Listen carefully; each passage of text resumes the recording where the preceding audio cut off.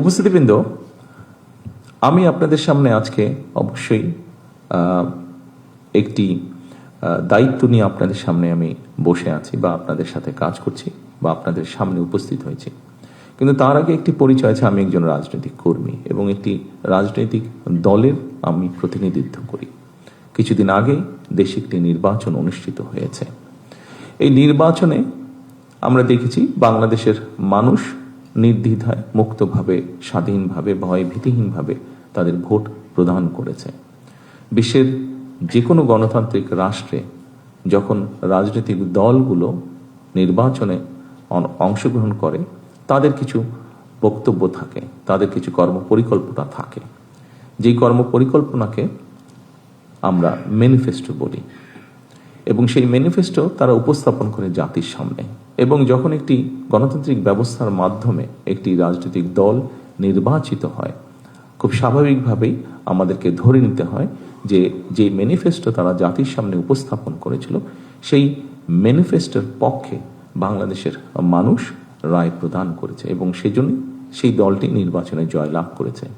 বাংলাদেশের ক্ষেত্রে গত 12 তারিখে যে নির্বাচন অনুষ্ঠিত হয়েছে, সেই নির্বাচনে আমার দল এবং একই সাথে অন্যান্য রাজনৈতিক দল যারা জাতীয় নির্বাচনে অংশগ্রহণ করেছিলেন, প্রত্যেকেই তারা তাদের অবস্থান থেকে তাদের দর্শন বা ম্যানিফেস্টো উপস্থাপন করেছেন, তাদের পরিকল্পনা উপস্থাপন করেছেন।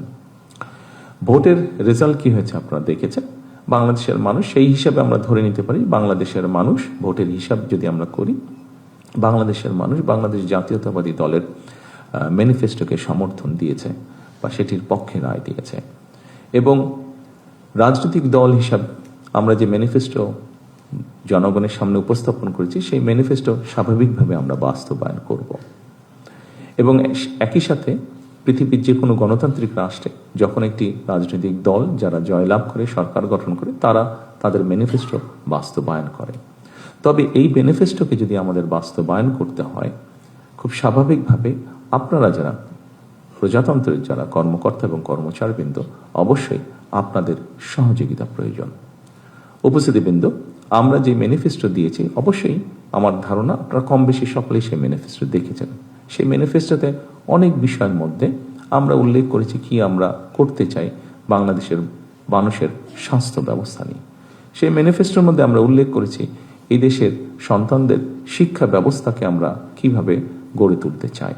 সেই ম্যানিফেস্টোর মধ্যে আমরা উল্লেখ করছি এই দেশের সন্তান সহ এই দেশের মানুষের, তরুণ সমাজের ক্রীড়া ব্যবস্থা আমরা কিভাবে গড়ে তুলতে চাই। আমরা উল্লেখ করেছি আমাদের ম্যানিফেস্টোতে আমরা নারীকে এম্পাওয়ার্ড করার জন্য তাদেরকে আমরা কিভাবে সহযোগিতা করতে চাই, সেটি শিক্ষার ক্ষেত্রে হোক, সেটি অর্থনৈতিকভাবে নারীদেরকে স্বাবলম্বী করে গড়ে তোলার ক্ষেত্রে হোক। উপস্থিতিবৃন্দ, আমরা খুব পরিষ্কারভাবে, সুন্দরভাবে উল্লেখ করেছি, ভাগ করে আমরা ডিপার্টমেন্ট ভাগ করে আমরা উল্লেখ করেছি যে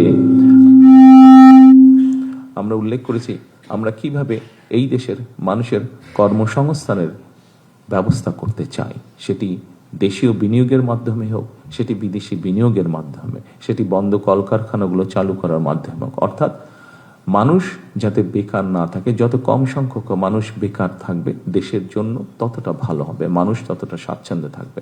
অর্থাৎ আমরা চেয়েছি এই দেশের মানুষ কাজ করতে জানে, কাজে তাদেরকে কাজের পরিবেশ তৈরি করে দেওয়া।